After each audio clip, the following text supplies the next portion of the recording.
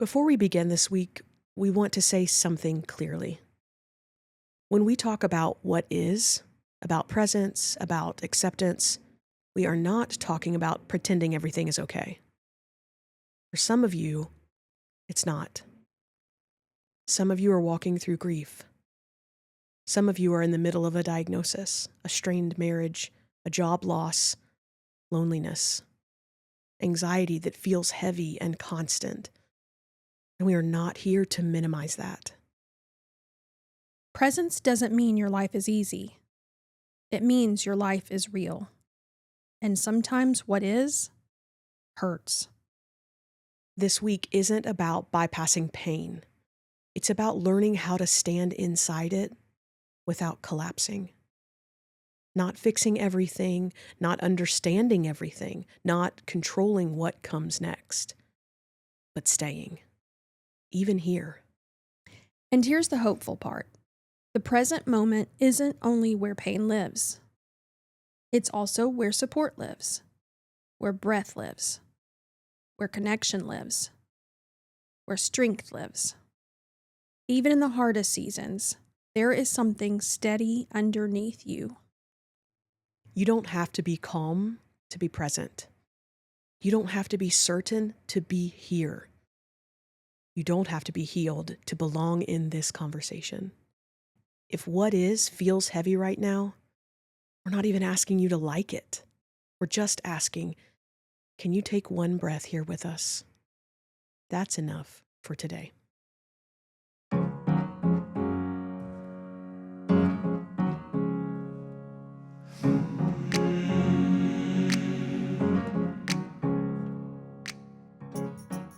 Morning, Dee. Morning, Ange. I keep saying like I'm excited about this week, but you said it so well when we were chatting just a bit ago that it's not excitement really, it's investment. And I have been invested in the process and awaiting this week for a few months now. Yeah. Because it's something I feel is very personal to me and something that I deal with, that the things I kind of cycle through as far as struggles, this speaks to the depths of that for me. So I'm not super excited to have that on display, but I am fully invested in this topic this week. I think there are very few topics that we have covered on this podcast that we haven't felt them. And there are some that I feel like require us to be even more invested and lend emotional capital to. So we're feeling this episode as we have talked through it ourselves, as we've created the content, as we've developed these topics, as we've honed and wrestled and all the things. And it's a work in progress, like most things are. But to the end that we're pursuing wholeness for ourselves and wholeness with those around us. It's good, right, and necessary, I think, to be here. But it's left me feeling I feel a little hum of energy and emotion. So, yeah, who knows what it'll turn out. We're ready for it. Okay. We're here for it. So we have a big idea for the week. And we're going to repeat this Monday, Wednesday, Friday, all 3 episodes, because it's that important. First is the gift to the moment is you. And the moment is the gift to you. So this week we are going to be talking about presence. But we're not just stopping there, Ange. I think because of inner and outer circumstances, the present moment doesn't always feel like a gift. And so we don't feel like a gift in the present moment either. And so because of that, we're working through and practicing and processing. What does it look like to learn how to return to the present moment from the land of what we're calling what if land, and return back to the present moment, which is what we're calling what is. Yes. So it'll be this whole week of defining our terms, learning to go out into what if land and talk through that. And then how do we get back and why? Why would we want to come back to the present moment? So it's going to be a week. It's a journey. Yes. And we have promised to each other to try to stay as present as we can with our conversation and even emotions, like whatever wells up in us. We're committing to each other and to you that we're going to show that this week. So, like we always do. Define our terms. That's right. So what do we define as a what if mindset? Well, one easy way to remember it, if you think about the letters in if, is IF. So let's make an acronym. And we'll say imagined future. Mm. So living in the land of what ifs would be an imagined future. Yep. Let's think about like practically, what are we doing when we are in the land of what ifs? I think we're throwing up all kinds of questions like, what if I fail? What if this diagnosis is bad? What if I can't do what I thought I could do? What if I lose this? What if they don't like me? If they are upset? Trying to predict outcomes. Oh, for sure. Oh, this is so hard for me. I think I spend way more time trying to predict outcomes than thinking about what is real, what's actually happening this moment. I don't think in this season of my life that I spend as much time thinking about the what ifs in an anxious way as in a need to control or, like you said, predict so that I can protect myself from having to feel whatever the real thing is in the moment. Yeah. I'm trying to predict it so I can prepare myself to weather the storm. And yet it rarely shows up the way that I've predicted. Exactly. I think at the heart of that, aren't we just trying to protect ourselves from the pain that we think we'll feel, that we think the moment will bring? Or a fear of disappointment that whatever is going to come is not going to be as good as what I've expected or what I think is the best. Yeah. I think also there's a fear of having to be vulnerable. And like you said, too, the fear of not being in control. I really think for a lot of us, and I say us, that's where it lies. Because we can imagine some form of control in that imagined future state, where this moment may bring that lack of control and the vulnerability and the fear, all the things we just kind of hit on. But it also might not. Right. I feel like in my predictions, I'm always doomsday, worst case scenario predictions. Yep. It's rarely the best case scenario predictions. But either way, it's a misalignment of the truth. How so? So it's because I don't know what the future is going to hold. Whichever way I predict, it's still not going to be what really is. Because there's no way that I can foresee every component of that future situation. So I abandon the ability to actually live in the current truth because I'm trying to predict a misaligned truth. Interesting. Which puts us into a misalignment. Yeah. Right then and there. Right. So we'll spend time Wednesday really getting into the ramifications and kind of the state of mind and state of being that a what if mindset brings. But I think a good point right now is to remember that what if is our mind attempting to create safety through prediction. So like, and you know, it's so interesting how we are so prone to do that. But you know, what if this thing happens? Then it's like we're trying to predict it so that we can create this pseudo sense of safety to be able to handle this event. And like you said, the majority of time that event never happens. I'll give you a what if right now. Okay. As a mom, obviously I have children still living in my home, and then I have children that are grown and out of the house. There rarely is a time that my children don't call me. If it's not a regularly scheduled time frame, that I pick up the phone and I don't have to, before I push the button to receive the call, I don't breathe a couple of times and say, okay, just be prepared for whatever they're going to tell me. And I've already predicted they're in a ditch. They've run off the road. They're broken down. Something bad has gone on. And so I'm already anxious before I ever say hello. And then half the time it's like, hey, can you put lunch money on my account at school? That has nothing to do. I had them, crash, and I was already trying to find the insurance card. And meanwhile, they're just asking me for lunch money. Yeah. So I think it's those little bitty ways. And of course, we do it in much more profound ways. Mm. But for me, that's a reality that creeps up all the time. I'm being robbed of a present of just appreciating that my child has called me. Oh, yeah. In the moment. That I get to actually have a phone where we have cell phones these days, which I didn't grow up with that I can talk to my child anywhere, anytime, essentially, and that he's still asking me for money, if nothing else, and that I have money to give for lunch.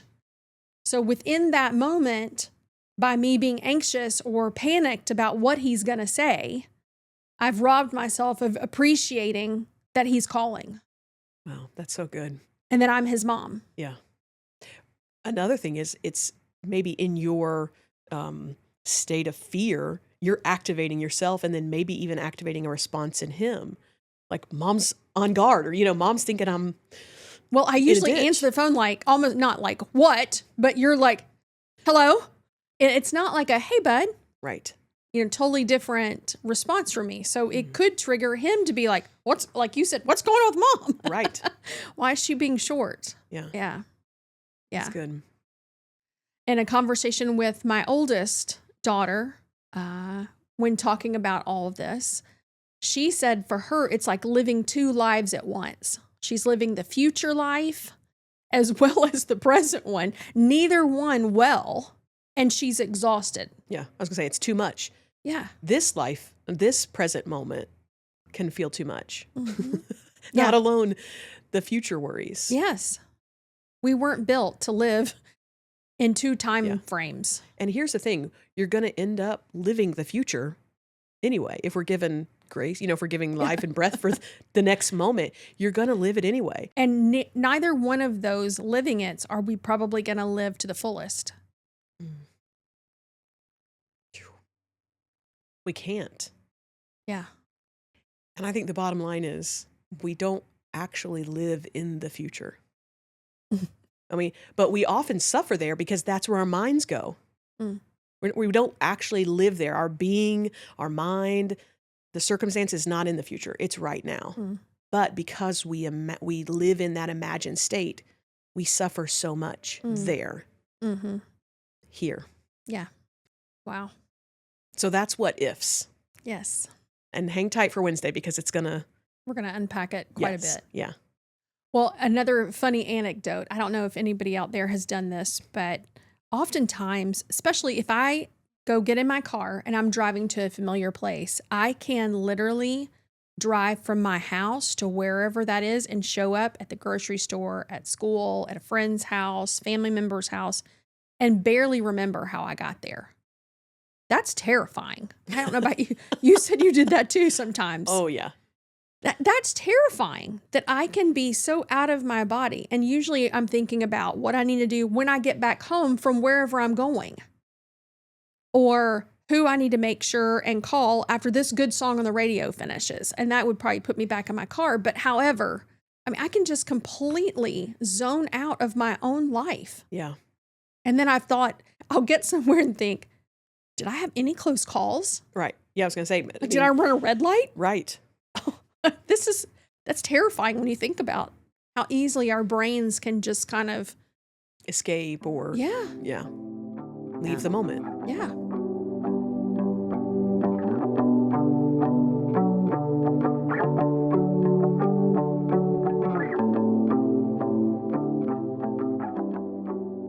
But there's also a preoccupation, not with just the future, the imagined future, if that has been so powerful for us this week. But there's also a preoccupation with the what was. Right. Like we just have to let that settle too. Because both of them, I think, can inspire strongholds. But the what was, we do have some type of actual history with. Yes, a lived experience. Yeah. So what does that look like? What does living in a what was mindset look like? I'll tell you one thing for me is replaying conversations. I guess this is more what if. Okay, I do this both ways, actually. I replay conversations that I've had where, if I could have just said that. Ooh, I have this zinger. I wish I had just said that. Or now that I've had time to analyze, I wish I could have come to this conclusion or whatever. But I also, for the what ifs part, I have conversations with you all the time that we never have. And she's telling me off. She's like, one of these days, I'm just going to tell Ange what I really think. But I have future conversations with people. Yeah. Oh, and then it just gets stuck. And it's like my brain is trying to solve something that's not happened. It's the weirdest, most anxious feeling. Yeah. But anyway, replaying conversations is a huge one. Yeah, for sure. I feel like I have that same thing. I have speaker's remorse sometimes because I'm so wordy. And it was awful when I was much younger. It's still there, but I feel like the times it's a little bit further distance, and I've learned to stop in the moment. Usually there's at least a little minuscule pause between when I think something and when I say it these days. But yeah, I can definitely go back and replay a conversation and man, why did I say that? Or did I have to say it that way? That wasn't what I wanted. So I can definitely regret what I said, what I did, how I reacted instead of responding. I replay situations all the time. And I can get stuck there. Loops is a big word I've been saying recently because I have resonated so much with kind of my proclivity to get stuck in them. But specifically with regret, it feels like there's no way out of a regret loop. Because the thing that happened. Yeah. And so it's living in that what was mindset of just, I regret this, and then looping on that thought can be really harmful. Yeah. And I think anytime you have suffered loss of a relationship, whether it be from death or just situational, you've moved on, different season of life, you don't have as close a relationship with someone as you thought, you can live in the what was with that too. Of looking back and saying, oh, it used to be, we used to have so much fun. I think sometimes we can even do that nostalgic look back to periods of time in our life. When I was a kid, blah, blah, blah, blah, blah. And that's okay to remember. But if we get stuck there and we can't enjoy the present, that's when I think it's a problem. Yet even I've noticed in myself that even my distortion in my what was sometimes can be as strong as my distortion of the what if. Because we remember things through a lens, And I think I have to remember that at all times, that's the way I remember it. That may not always have been the way it happened. That's true. So I can't say that either one of them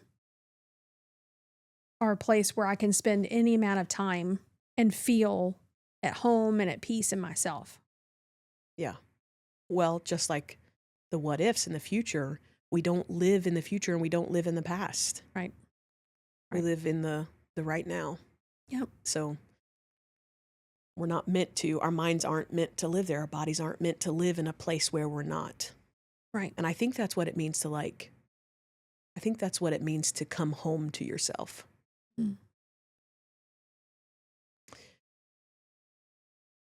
But oftentimes the what if is fueled by the what was. For sure. So I have past experiences of this. Therefore, if something in my present kind of triggers that memory, I can tend to all automatically think I can project what now is going to happen based upon that. And protect what will happen based upon that. Yes. Right? And protect myself usually. Mm. Yeah. But even in that, I feel like I'm learning, even at middle-aged, sometimes like even who I used to be, like as a less mature person, the roles I've played, that was what I was. Mm. I was blank. And now I'm no longer. But I have to be careful about thinking, but what if they think this? Yeah. And at the end of the day, all you can ever do is be what you are today. I think too, we have to keep in mind that that kind of mindset and that kind of living of like focusing on the past and then trying to protect the future actually brings present disconnection. If you've been with us through the journey, you've heard us recently talk about connection. Like this is what we really think matters and is so important for our world today. And Anne said something so brilliant earlier about the healing starts with us. The healing for the world will come when we as individuals are healed. I didn't say as beautifully as you did, but that's so true. So we have to fight to not live in the past and live in the future to be able to have present connection with ourselves and each other. Yeah. At the end of the day, like we said as we started today off, the best gift you can give to any situation is your right now self. That does not mean that you're going to be feeling your best. It doesn't mean you're giving your best to the moment. It means the best you can give is yourself. There's a difference there. And I think we sometimes think, I have wrongly thought, unless I can give my best, whatever that definition is, to the moment. And oftentimes, what I have defined now as my best is what I think people are expecting from me. So I'm thinking, well, unless I can do that, then it's easier just to be in what if land or what was. But if I realize that the best thing I can do is to give my right now self to the moment, that's a different framework. Yeah, that's so good. I recently, with all of the digital smart watches these days, there's very few people who wear an old school watch, right? At my dad's house, he has a antique clock that has been in our family for probably 100 years. Wow. It's old. And it sits on his mantle, and it requires like the oil, you have to turn it around. It has a key, you wind it. But if you look at the mechanism, it's all these cogs that all work together. And I recently was thinking of that when we work together, and I'm functioning well in my own way, I'm also affecting how other people are working at their life and operating and showing up in the way that's authentic. But when one of us isn't operating in an authentic, right now way, then things there's friction, there's disconnect, there's eventually the beauty of the mechanism falls apart. Right.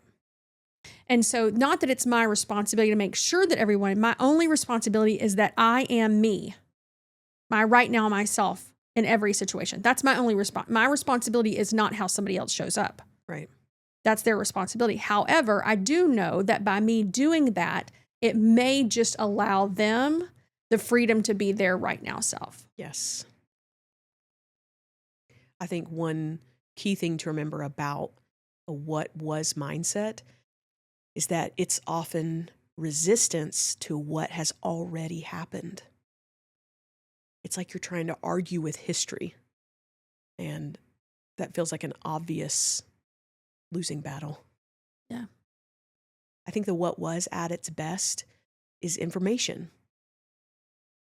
It's information to help us grow. Or equip us to live more fully in the right now. Right. But I think it's part of our story. Therefore, I mean, it allows us to show up in the current moment if we're willing to authentically. That means if in my past I have, heck, in my own past, I have death, I have cancer, I have all these kinds of things that if I live there, then I can now show up as calloused for somebody else because I'm still so absorbed in my own pain that I'm callous and insensitive to somebody right now. If I'm sitting in a funeral service right now, or a friend calls me with a diagnosis, I'm insensitive right now and I cannot show up for them presently because I'm still bound by what was. But if I allow that what was to inform me, to be part of my story, to just stay what was, I can now have a different type of capacity and compassion to sit with somebody who's just called with a diagnosis, to go and be a part of a funeral service and to celebrate well the life of somebody. Does that make sense? Yeah. Yeah. I was just kind of letting it land where, some people's stories of what was are really heavy, and the maybe the amount of vulnerability they would feel in sharing that, I think is, I don't know, I was just having No, I was this. asking share it. Oh, no, Mm. no, no, no, no, no. I'm not sharing. Okay. I'm saying it gives me the emotional capital to be able to sit with somebody else. I don't have to tell them about my story at all. Mm. I'm way more empathetic Mm. when I go sit at someone else's funeral service these days. Having been there myself, I don't have to tell them anything about that. I allow it to do its work in me for the present moment.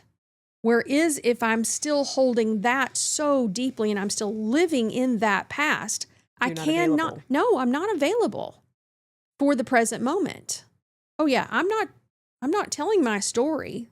That would be hijacking their moment. What I'm saying is it gives me a foundation of understanding. Yeah.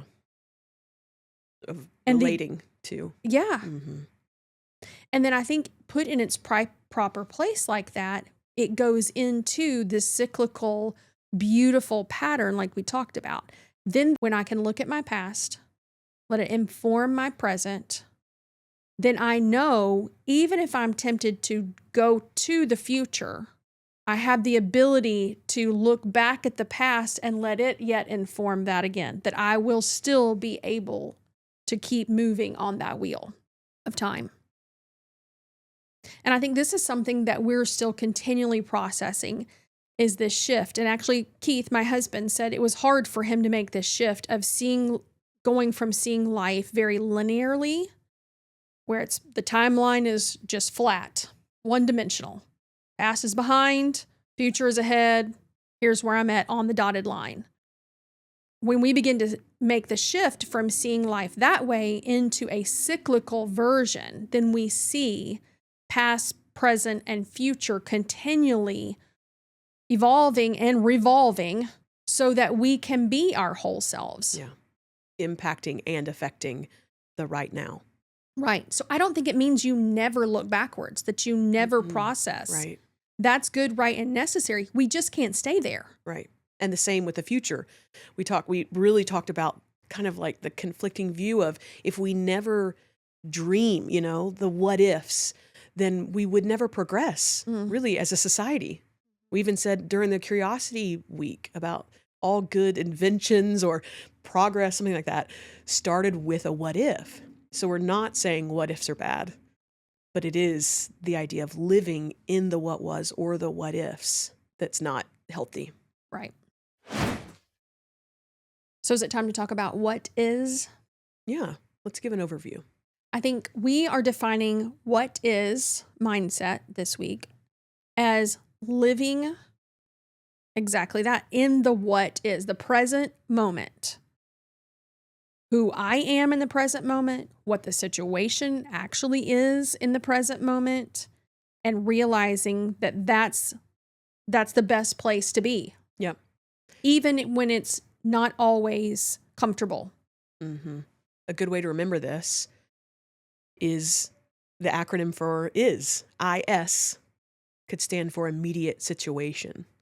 So just like the if stood for imagined future, the is stands for immediate situation. I think that's so helpful. Yeah.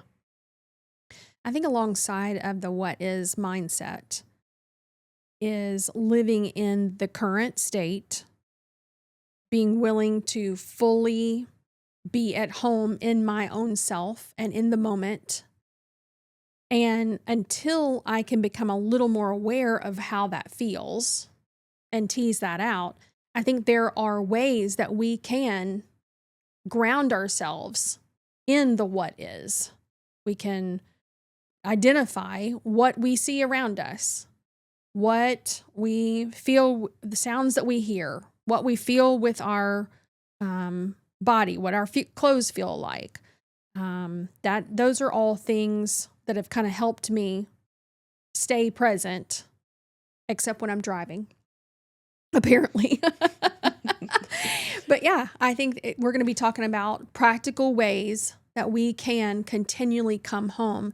Deanna talked a minute ago about in our efforts to promote and advocate for wholeness, we've continually beat the drum of self-awareness. And that's what this is. At the root of being present is a self-awareness, awareness of what's happening in this moment, how I'm responding to the moment, and what the gift is that I can give to the moment. And what gift I can receive in the moment, because it's a reciprocal kind of thing. Every moment entails a gift that I can receive if I'm willing to. I can accept the gift. Yeah. As well as I have a gift to give. And that doesn't mean, like we said, doesn't mean that I'm shiny, happy Angela. It just means that I'm my actual, real, momentary self. Yeah. And I can meet the moment as it is, meaning I can accept it. And I think that's what we're proposing too, is that a big part of living in what is the acceptance of what is. And that gets tricky, a little bit uncomfortable, because we know some of you are living through really hard moments. And so we don't take that lightly. I think we want to thank you for trusting us to hold this space for you and to hopefully walk through this really important piece of living in the what is. Can we have a moment of reflection? I would love that. So I'll ask you and the listeners, where in your life are you living in what was or what if?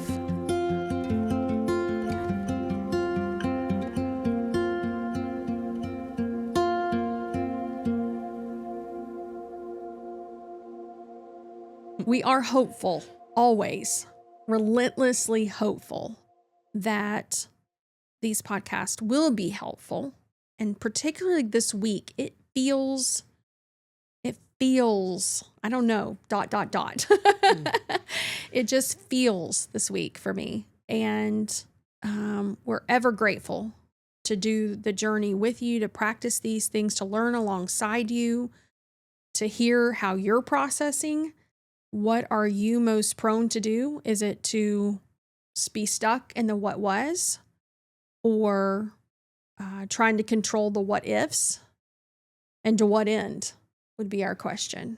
And so we'll look forward to picking the conversation back up on Wednesday and having you join us.